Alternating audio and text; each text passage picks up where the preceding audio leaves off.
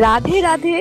কদিন আগে আমাদের পাড়ায় ছিল গোপালের বনভোজন। প্রত্যেক বছর শীতকালে অর্থাৎ এই জানুয়ারি মাসের দিকে আমাদের পাড়ায় হয় গোপালের বনভোজন, আর এই উৎসবটা খুব বড় করেই হয়।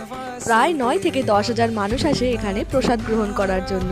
এক সপ্তাহ ধরে এখানে চলে মহাকীর্তন এবং তারপরে একদম শেষের দিন হয় গোপালের বনভোজন। তাই এই রবিবার দিন বাড়ির সবাই মিলে চলে গেছিলাম বনভোজনে। আর প্রথমেই তো তোমাদের দেখালাম সেখানে প্রচুর প্রচুর মানুষের ভিড় ছিল। তাই প্রথমেই আমরা গিয়ে প্রসাদ নেওয়ার জন্য বসে পড়েছি। ভিডিওতে তো তোমরা দেখলেই বাচ্চা বাচ্চা ছেলেরা সবাই মিলে এখানে পরিবেশন করছিল। প্রসাদের কথা কি আর বলবো, প্রথমেই ছিল খিচুড়ি, আলুর দম এবং পায়েস। প্রসাদ গ্রহণ করার পর তারপরেই আমরা চলে আসলাম মেন মন্দিরে। এখানে দেখো কত কত গোপাল সাজিয়েছে, আর ঠাকুরদের কত রকমই না তত্ত্ব সাজিয়ে দেওয়া হয়েছে। দূর দূরান্ত থেকে মানুষেরা তাদের গোপালকে এখানে বনভোজনে নিয়ে এসেছেন, তাই সব গোপালের ওখানে নাম্বার লাগানো, তারপরে সবাই এক এক করে নিয়ে যাবে। আর এদিকে দেখো সবাইকে এখানে তিলক দেওয়া হচ্ছিল, আর এদিকে দেখো পুচকুকেও দেওয়া হলো। তারপরে আমরা সবাই মিলে এক এক করে তিলক। আমার আজকের ভিডিওটা এত অবধি থাকুক, আর তোমরা কিন্তু কমেন্টে রাধে রাধে লিখতে ভুলো না।